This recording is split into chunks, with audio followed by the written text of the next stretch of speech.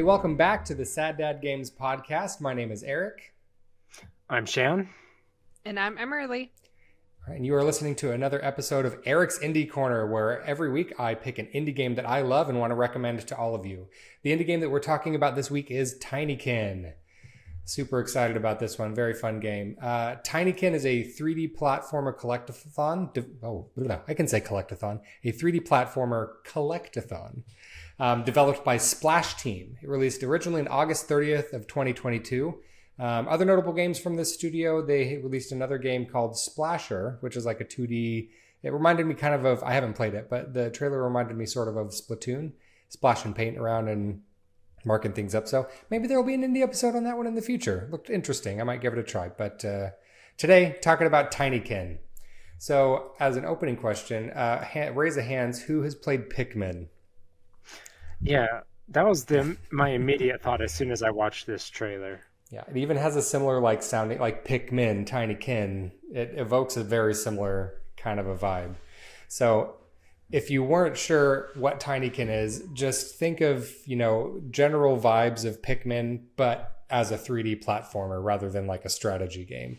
And that's pretty much a fairly apt description of Tinykin, I think. So, which I'm a big fan of. I'm a huge sucker for like being a little tiny person in a large person's world and like house plants being the size of trees. I don't know why that's so endlessly charming for me, but I really love that here. So I have a question because I haven't played Pikmin. I know of it. I watched Shan play it a lot. Oh, you should. Up. Pikmin's the best. I don't understand why everyone says that, because what I've seen, I'm like, what's so engaging about this game? They're so flippin' cute. Yeah. Okay. But I haven't played Pikmin. I kind of vaguely get the idea of it, but what do you mean by a collectathon? So when I say collectathon, I mean similar to like Super Mario 64, Banjo-Kazooie, where you're like, there's little bits and bobs for you to run around to collect in a sandbox like 3D area. So that's what I mean when I say collectathon. And so rather than being a strategy game like Pikmin, Tinykin leans much harder on like a 3D platforming kind of a thing. And so how the structure of this game works is there are several like sandbox areas. Everything is contained within this house. Actually, before we do that, let's just go over the story really, really quick. It's not super complicated, but it's a good setup. So, to introduce the story a little bit, you play as a little tiny spacefaring man named Milodane or Milodon. I'm not exactly sure how to pronounce his name because there's no spoken dialogue, but in my brain, it was Milodane. So you're a teeny tiny person from the planet Aegis, hundreds and hundreds of years in the future. And then you go to Earth to explore and understand the origin of humanity and are sent to, shrunk down for some reason, teeny tiny, and sent to a house that is perpetually stuck in the year of 1991. So lots of fun 90s nostalgia there, but you're very like insect-sized person wandering around this house. So everything is contained indoors, which is different from Pikmin in that way. Pikmin is very natural and outdoors and stuff, with the exception of one area in Pikmin 4. But this one, you're inside of a house the entire time. And it's fun to explore the different rooms. There's lots of different theming there, but it's a lot of fun. So the story in this game, if I'm being honest, was probably the least interesting part for me. The overarching like larger narrative, I didn't really super understand what was going on more than like a surface level. It had tried to like make some more emotional moments that didn't quite land with me because it felt like the story was trying to be a little more grandiose than the premise afforded it. And so some areas of that fell a little flat for me, and I didn't super understand some more intricate parts of the story. But on the surface, the story is very enjoyable, more so about like the characters that you meet and the little micro stories for the different rooms and the different areas. The different rooms all act as kind of different biomes. And so in one room, there's, these insects that are forming this kind of religious following over, it's, in the child's bedroom, and over the kid that lives in that room. And the song that he plays on his CD player is like one of their religious hymns. And so they have this little like cathedral in the middle of the room, and you're trying to get the CD up to the stereo so that they can worship and listen to their favorite song. And so there's these fun little like stories and microcosms of what these insects would be like in this little world. And so I found that part of the story much more enjoyable than the overarching narrative, which didn't really do it for me. But yeah.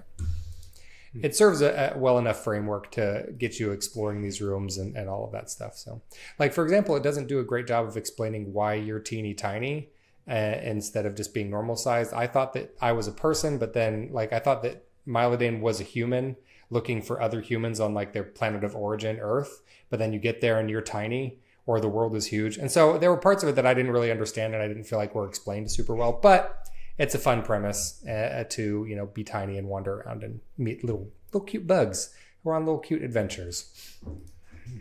Yeah.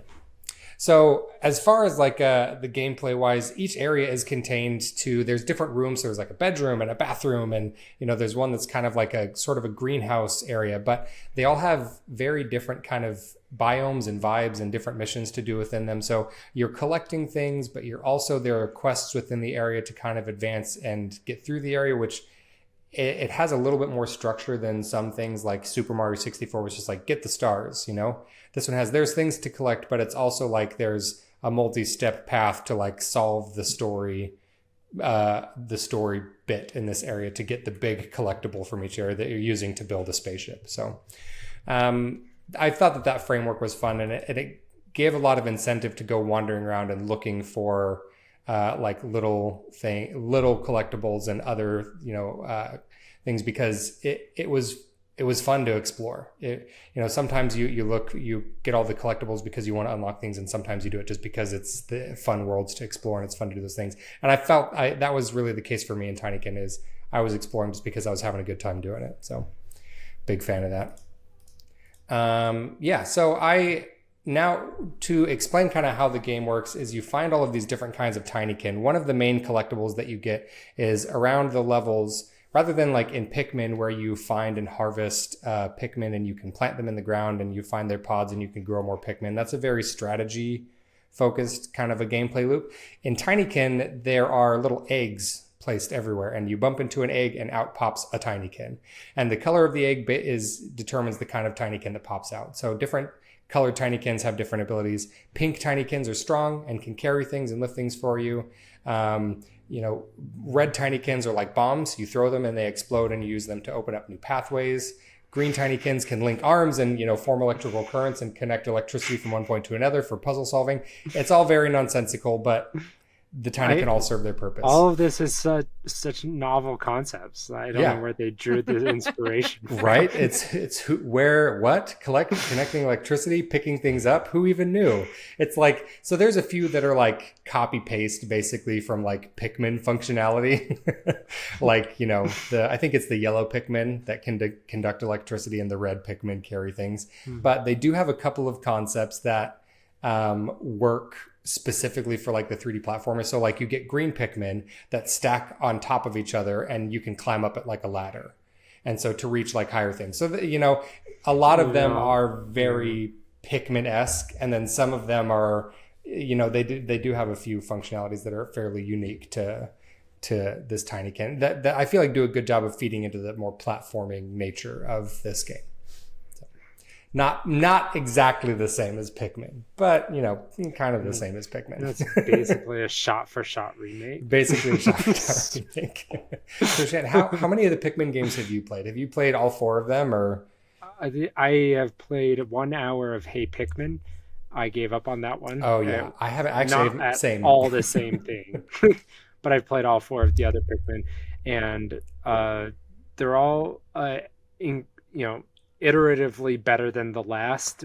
Some mechanical lowlights in each up until like the 4th kind of balanced and got everything just like in perfect harmony as far as like stakes and like, because like at some point in the journey to like make it approachable, they lost the stakes and it got boring.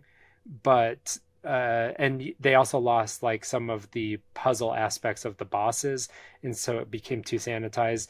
And by 4, it's like we kind of got back to that golden balance. But also, I think one of the greatest moments for me in Pikmin is Pikmin 3. The final boss is like the best moment in the entire franchise. That's one of my favorite bosses I've ever played. Can you explain why without it spoiling it? It's just this like long I don't know, 30-minute sequence of frenetic, dynamic puzzle solving where you are engaging every type of lateral puzzle solving strategy that you have learned along the entire game, up until you get to one arena with the final boss, and then you take him down. So it's just like, it's one of the best final challenges that reminds you of everything that you have learned along the way all at accumulation once. of everything. Right. It's very interesting. And it's very well executed.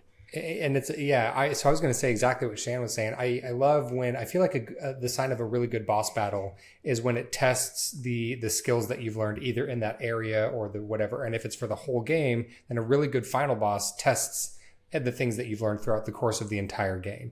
And I feel like Pikmin 3 does that really well. It's got a super awesome ending. It's a gauntlet that doesn't feel, because I feel like sometimes when there's like a big long gauntlet before a boss fight, it's like, oh, I hate this. But this, it feels balanced enough that it's extremely tense, but it's not like pull out your hair frustrating. So it's a good. I still only played it once or twice, but it felt like it was a challenge the whole time, and and it just like made me sweating giddy bullets with how fun it is. It's just good stuff. Yeah, the bosses in particular in Pikmin 3, all of them are pretty solid, but the last one is excellent. Yeah, I will say a low light for me in the series is Pikmin 2. I hated basically every dungeon in Pikmin 2. So when you go into the depths, that's I hate all of that crap. I hated all of it in Pikmin 2. The stakes are gone, and it just like takes forever. Well, it took too long, and some of the later ones are way too hard, and not in a fun way. They're just extremely challenging and not very enjoyable.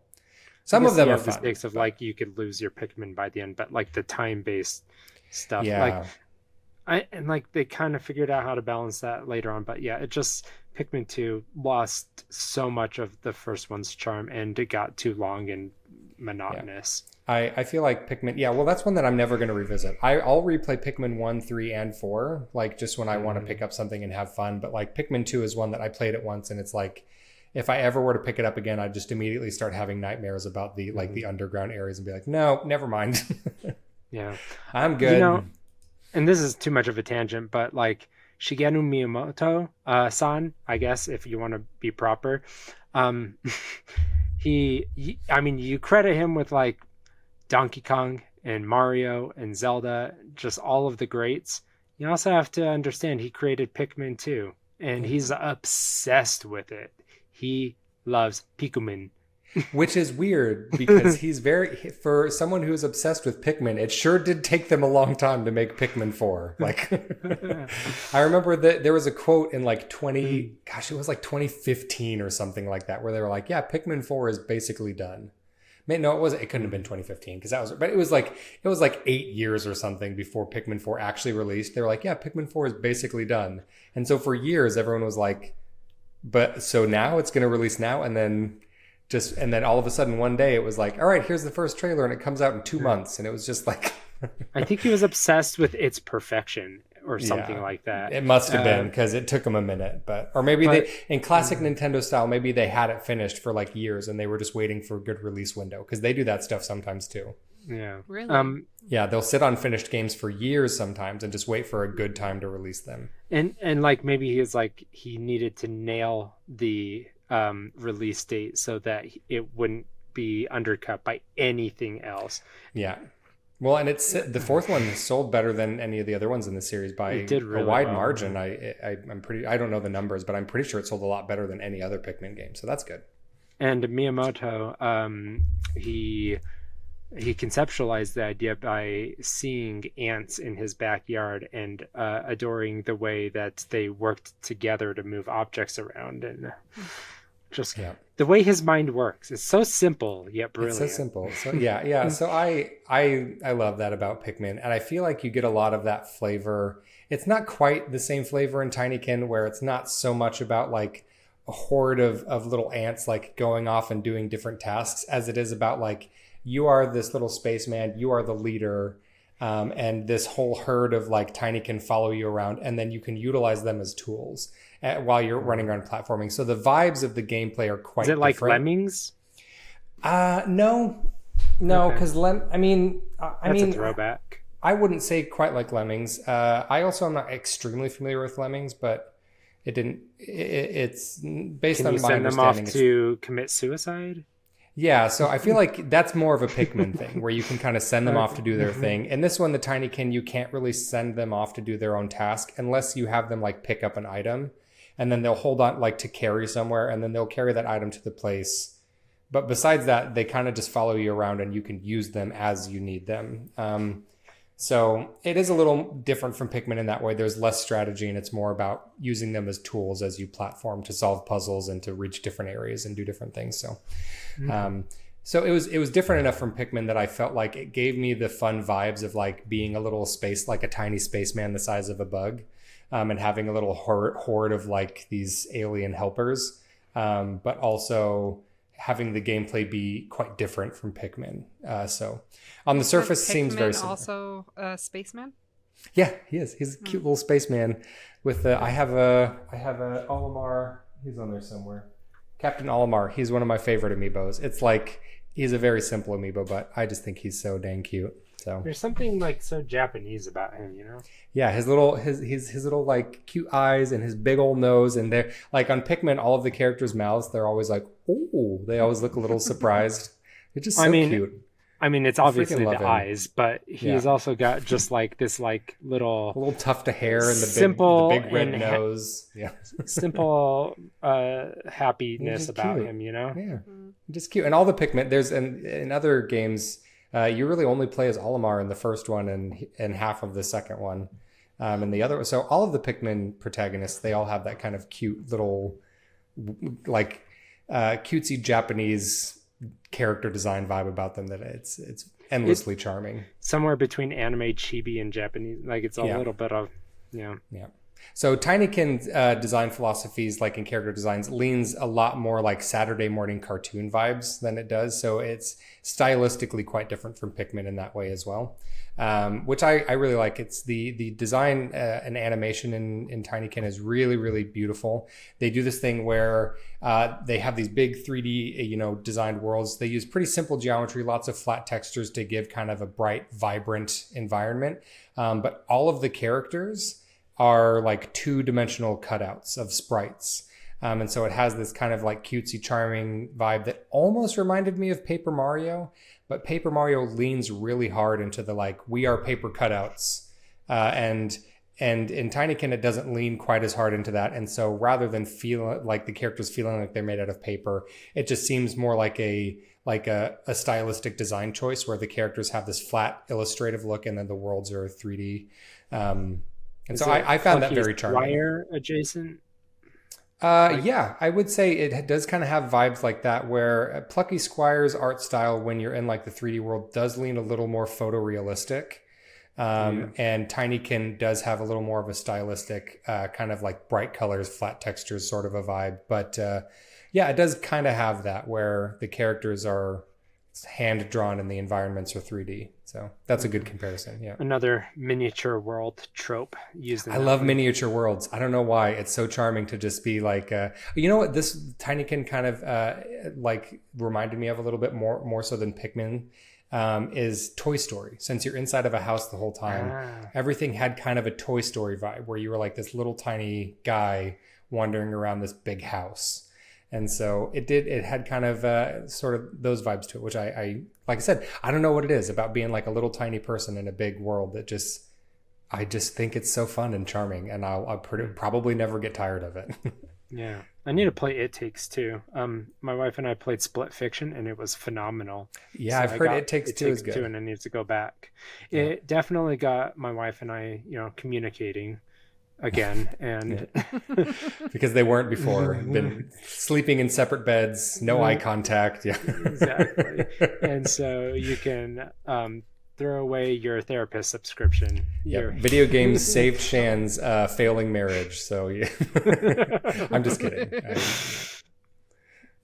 Well, no, I've heard good things about, and I know that I have a little bit of a hang up with like the main creative director for Split Fiction and It Takes Two. He like got really drunk at the Game Awards and just like spouted a bunch of nonsense one time. And I was like, this guy's a douche. And I've had this like weird mental block in my brain to just like, I haven't played any games from that studio, even though they're great, because I just like, every time I'm about to buy one, I've got other things on my backlog and I'm always like, but that guy's a douche. And so I like, and he's probably not a douche. Maybe he's a super nice guy. He just got drunk that one time. And so I think it's something I need to just get over, because It Takes Two in particular looks very good. So like, I mean, this isn't a definitive qualifier, but for that studio to have created 2 bangers back to back, he has to be something of a great director. Apparently he knows what he's doing. The game that they did before that, though, was kind of a stinker. Actually, I've never played it, but it by reputation. So maybe it's great. I don't know, but maybe that's when he became it was called no, what was the oh shoot, it's like a jailbreak one. It's basically like Shawshank but 2-player. They just like ripped off Shawshank. Oh my gosh, what's it called? A Way Out is what it was called. And so that's another one that his team made, and was received fairly mediocre reception. So, yeah. But Tinykin, not mediocre reception. Really, really awesome game. Really beautiful art style. And the music, composed by Alexis Lagour, is fun, bubbly. It puts a spring in your step, gets you ready for exploring. It's got suitable like kind of sci-fi flair for some of the more like spaceshipy, interstellar explorer moments, but also makes you feel like you're in the 90s exploring a house as a little tiny person. So a lot of fun with the, music and sound design there. Yeah. So, Tinykin, I think it's a great game. As you can probably tell, I'm a big fan. It reminds me of a lot of other games that I really, really like, which is always a good thing. Playtime, you'll get between like 8 to 14 hours. It's available for Switch, PS4, PS5, Xbox One, Xbox Series, and Windows, and retails for $24.99. So, not a bad deal, I feel like, for the game that you get. It's a really good time. Big fan. All right, everybody. I think that's going to do it for us today. Thank you for listening to this episode of Eric's Indie Corner. Remember that you can find us wherever you find podcasts. Listen to our regular series every Thursday, Eric's Indie Corner every Monday. And like, comment, subscribe, tell all your friends. We would love to hear from you guys. Bye. Bye. Outro. Bleepy-doof, bleepity, bloopity, blow.